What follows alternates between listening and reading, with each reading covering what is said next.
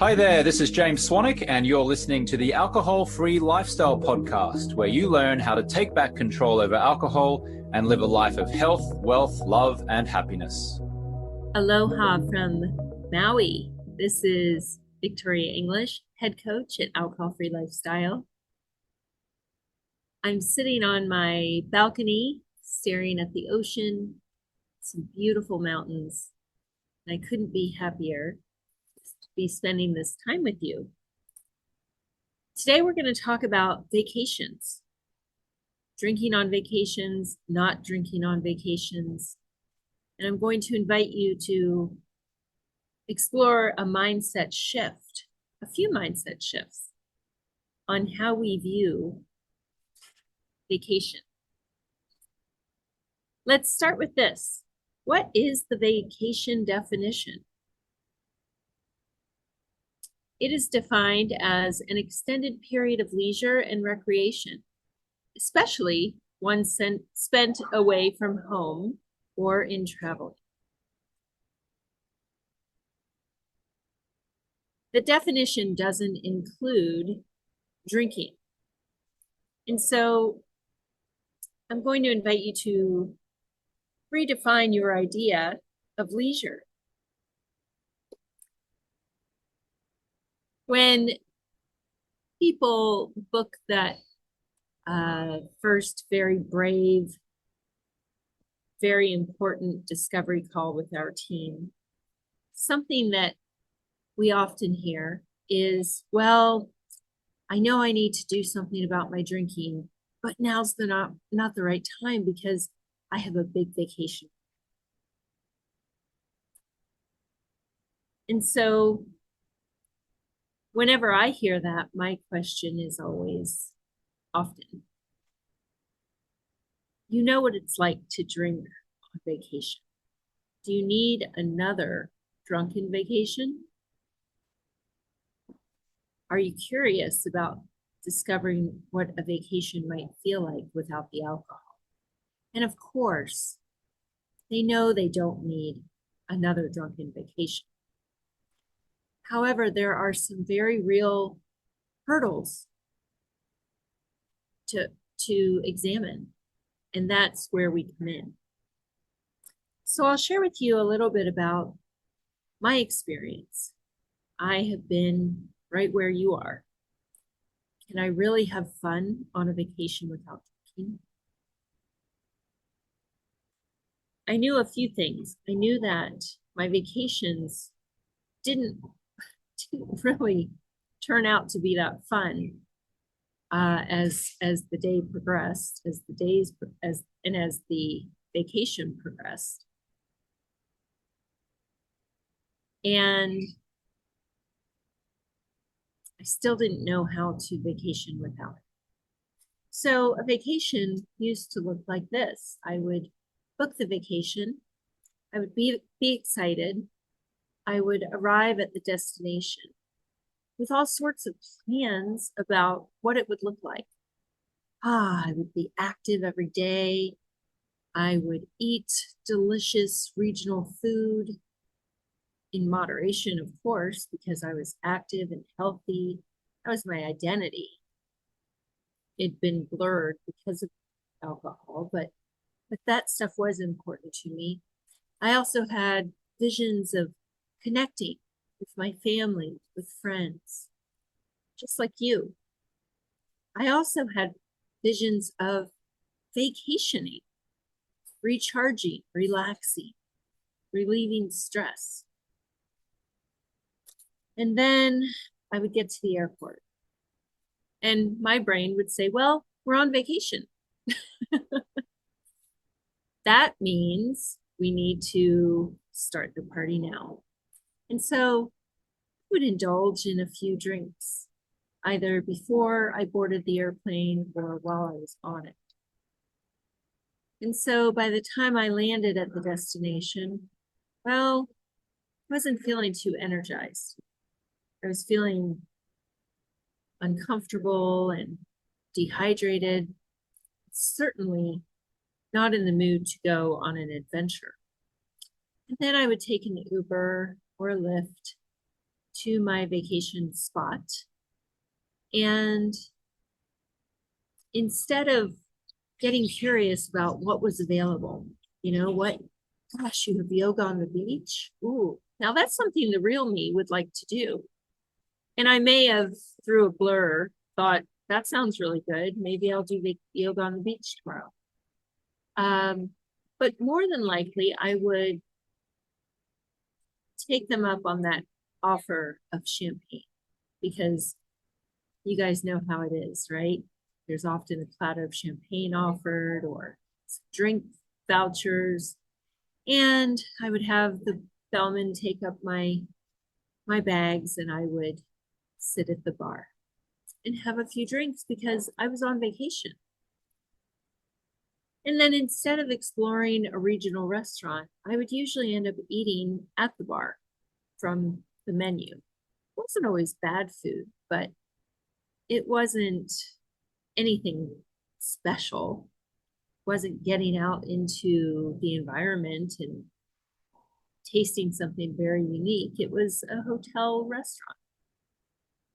And then at some point, I would put myself to bed, usually with a to-go cup. That was the start of my vacation. Well, what would happen after that?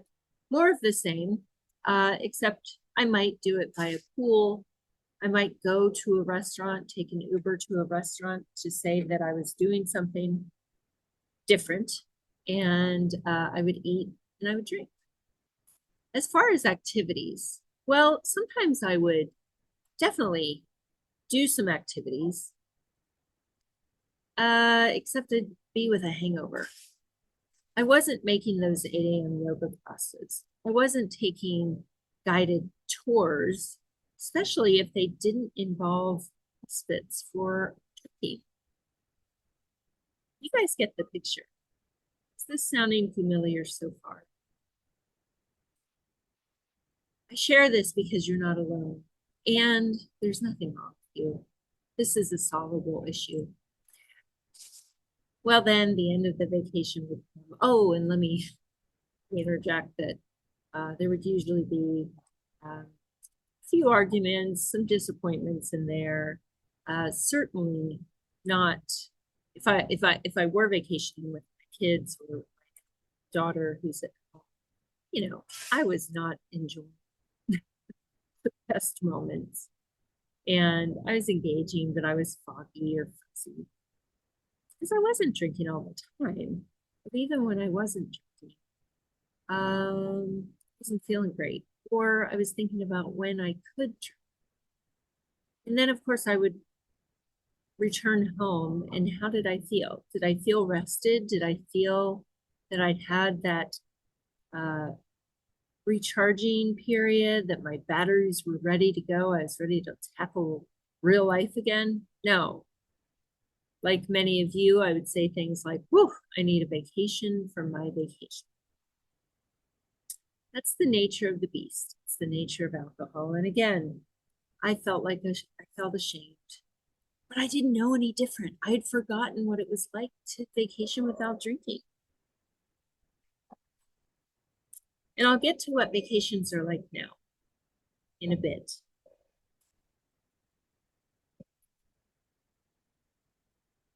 By the way, as I record this, I'm drinking a new flavor of Perrier called Forever Strawberry. I suggest checking it out. It's quite tasty. Fresh. That's not a paid endorsement. I just like it, and I like to share with you guys what is very enjoyable to drink now that. So let's talk about that mental hurdle of I can't start because I have a vacation. Well, I get it. And as you know, as I just shared, and there are a few mental reframes that I invite you to go through with. People will also often say, I can't not drink because everyone is drinking. I understand. It does appear that way. The truth is, as we continue through the drinking cycle, the drinking misuse, our brain becomes wired to believe that everybody drinks. The National Institute on Alcohol Abuse and Alcoholism produced an article about the cycle of alcohol addiction and how we become wired to notice alcohol more and more. And so it's not your fault that you think everybody is drinking. But in reality, when you are seated at a pool and you see everyone with a glass in their hand, a cup, you really are not 100% certain of what's in their cup. So during my trip to Maui, I've taken a sunset cruise, and it was beautiful. And sometimes those are called booze cruises. And so I was observing people's cups. Most people had some sort of colored drink, some had a clear drink. And so if I were still in the cycle of drinking, I could think that everybody there was drinking an alcoholic drink. Except I don't know that for sure.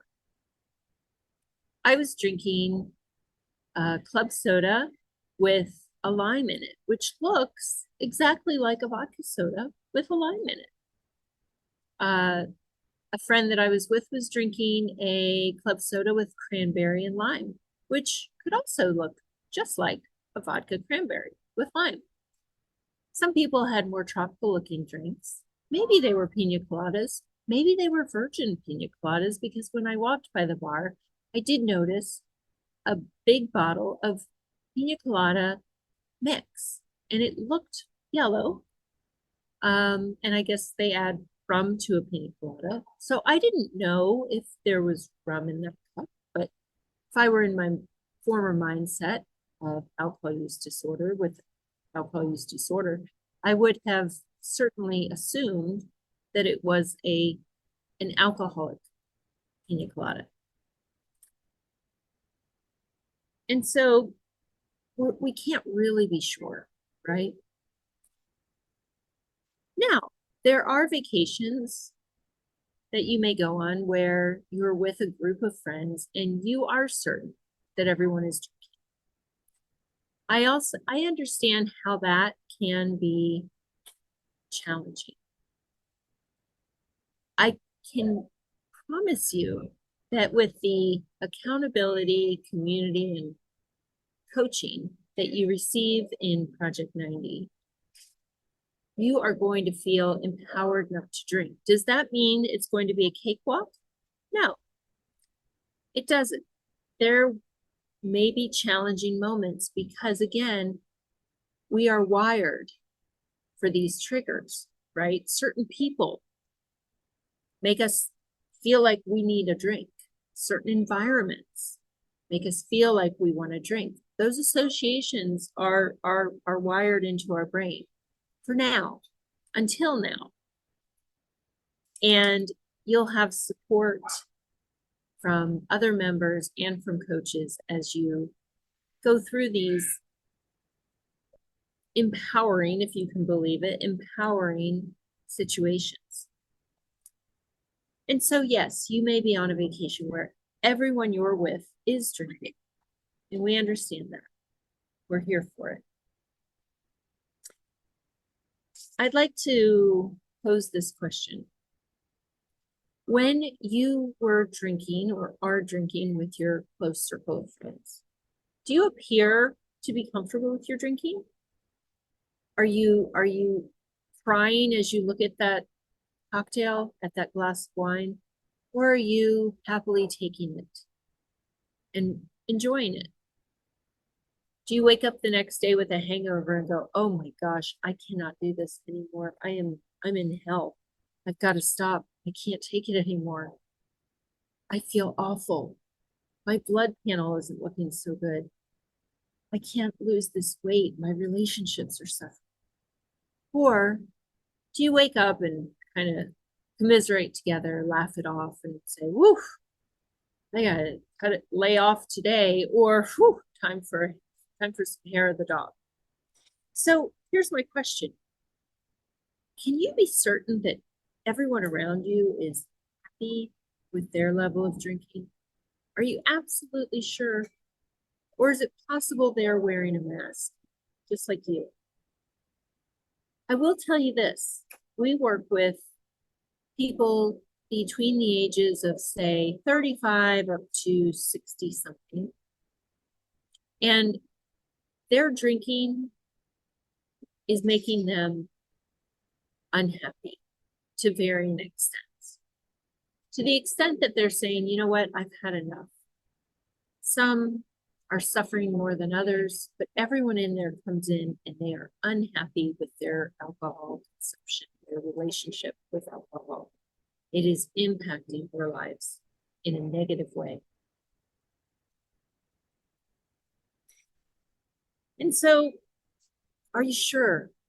Because most people who are in middle age are not happy that they're drinking excessively. They're not. You aren't. So how do you know your friends are okay? How do the people around you look health-wise? Do they look their best?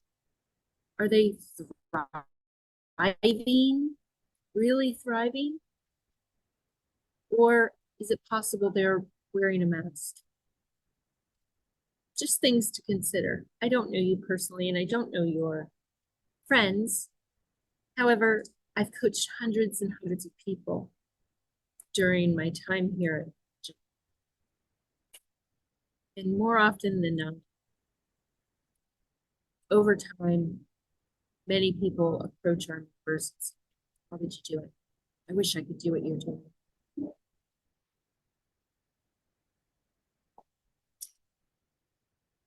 So let's talk about vacations now, not just for me, of course, our team here at AFL, who have gone without drinking for years, but our members. For me personally, I get to do whatever I want on a vacation now. I get to explore Maui. I'm free to do whatever hike I'd like, or I can sit by the pool and just chill out because that is a necessary part of life as well. I've enjoyed 2 novels. I've been swimming with my daughter. I taught her how to do a backflip. We've been eating delicious regional food. She's tried a few different types of fish. Tried to get her to try a clam. Wouldn't go there with me. And we're having a wonderful time. In fact, I'm 4 hours behind my normal time, and I haven't made an attempt to adjust because I really love waking up super early and walking on the beach. I don't want to wake up at 7 a.m. I like waking up at 4 and enjoying my coffee and the view and nature, meditation, whatever else I want to do, which might, again, be nothing. Our members get to experience the same thing. They join anyway, because guess what? There's always going to be a thing coming up in your schedule. There's always going to be an event, a dinner, a conference, a vacation, a wedding, a reunion. And so they made the choice to say, okay, you know what? What the hell? I'm going in. And they join, even with events on their calendar. And they ask for support. We prepare them. We help them. And the whole community, the whole P90 membership community is with them. And so they're poloing from their vacation. We empower them to get curious. You know, how much time did you spend drinking on your vacation? Oh, this many hours. Okay. What might you enjoy doing? Where are you going? Oh, I'm going to this such and such place. Why don't you go on the website, see what other activities they offer? What's in the area? And so they have a plan going to the trip. They're like, oh man, I'm gonna go on that scuba thing. I'm gonna go snorkeling. By the way, I'm going snorkeling tomorrow, and there's a boat ride out to where we snorkel. Can you imagine doing that with a hangover? I would have never booked that in the past. And I might take a little bit of ginger because I do have motion sickness. But they have a plan. And then they go and they do it. So not only are they discovering, wow, I can do whatever I want on a vacation, they are also literally rewiring their brain. Because if you've listened to enough of these podcasts, you've heard about the neurotransmitters and how they're messed up from drinking, right? We don't know how to really experience natural highs, natural pleasure when we first stop drinking because our brain has been accustomed to us just dumping dopamine and serotonin through alcohol. So our brain has stopped producing sufficient amounts, so things feel flat. We do believe that the only way we can feel great is through drinking or even feel normal, forget great. So doing these activities is like medicine for their brains because they're doing the activities and they're noticing, oh, wow, this feels really good. Look at the colors. Oh, listen to that music. And then they get to wake up the next morning without a hangover. And they're going to do that yoga on the beach or whatever floats their boat. And they're training their brain. Ah, we can do this. This feels good, which then supports the body and the brain as it heals and restores itself to homeostasis. So it's a double shot, right? You're having fun and you're training your brain. You are literally creating new synapses and new neural pathways, new connections in your brain, which over time will become the default. And so can it come with some challenges the first time? It might, or it might not. However, over time, you'll get to where our long-term members are, our Beyond 90, our leadership members, where I am today, where alcohol doesn't even enter the conversation. It's not even a question of, whoa, what am I going to do about drinking? I don't drink. And so the default in my brain now is, what am I going to do on my vacation? It's not, am I going to drink? How am I not going to drink? It's like, oh, heck yeah, vacation. I'm going to have fun. I'm going to do whatever I want to do. Alcohol hasn't had a vote in a long time. How's that sound? And then how's it sound to come home from a vacation, truly vacationed, restored, having had a respite? Not a bad deal.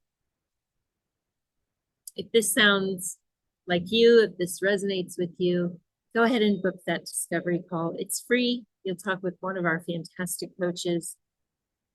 And let's see what your next vacay can look like, or just next week. Until next time, take good care and have an awesome day.